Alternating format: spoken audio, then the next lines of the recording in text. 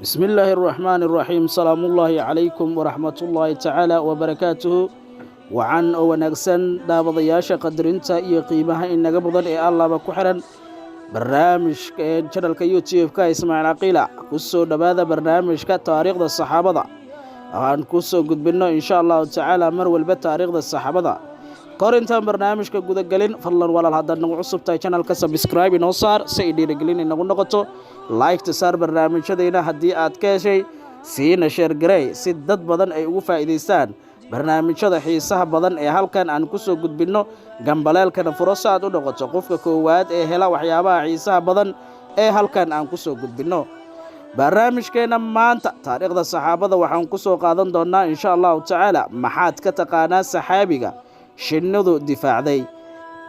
صحابيغا عاصم ابن الثابت أو أها nin reer ansaari ah wuxuu ka qayb galay dagaalkii badar iyo uxudba dagaalkii uxud wuxuu dilay laba wiil oo walaalo ah oo uu dhalay ninka la dhoo dalxa ibn dalxa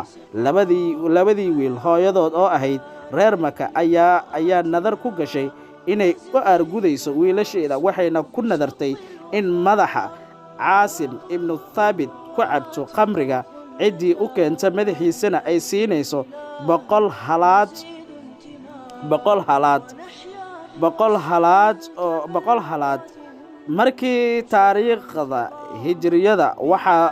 waxa u soo wafdiyey nabiga sallallahu alayhi wasallam koox ka mid ah qabiilka cudal iyo qaara waxayna kooxdani nabiga u sheegeen in qabiilkooda dad ka islaameen oo ayna u baahan yihiin dad saxaabada ah oo soo bara diinta islaamka nabiga sallallahu alayhi wasallam kooxdaasi wuxuu ku diray 10 nin oo hogaaminaya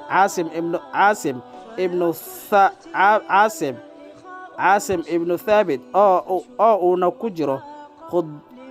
ku jiro Khubaab ibn Adi saxaabiga iyo kooxdii way israaceen markii ay gaareen deegaanka Rajiix ayay kooxda la socotay saxaabadu u maleegtay saxaabadii shirqool waxayna u habar wacdeen qabiiladooda kadibna saxaabadii ayaa la soo hareereeyay iyagiina buur ayay fuuleen nimankii carabeed ee shirqoolka maligay ayaa haddana u ballan qaaday inayn dilaynin haddii ay isdhiibaan kadibna 3 ka mid ah ayaa isa soo dhiibay hase ahaatee haddana mar labaad ayay balan buriyeen carabtii waxayna labada ka mid ah saxaabadaasi u gacangeliyeen reer Quraysh si ay u dilaan raggii lagu dilay dagaalkii Badar ninkii saddexaadna wuu dagaalamay waa ayna dileen raggii kale ee buurta ku haray ayagana waa la dagaalamay waxayna dileen raggaasi waxaana ka mid ahaa Caasim ibn Thabit isaguna wuu dagaalamay balse falaarihii iyo leebabkii ayaa ka dhamaaday markii uu arkay in la dilayo ayuu alla bariyay oo uu dhahay ilaahayow sida aan u difaacayo diintaada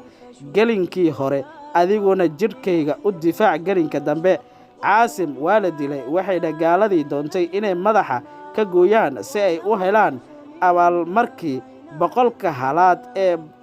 halaad balse waxa alle u soo diray meedkii Caasim shini ku xomtay jirkiisa saxaabigaasi markaasay carabtii tiri galinka dambe ayaan u soo laabanaynaa nimankii carbeed markii ay soo laabteen waxa ay waayeen meedkii Caasim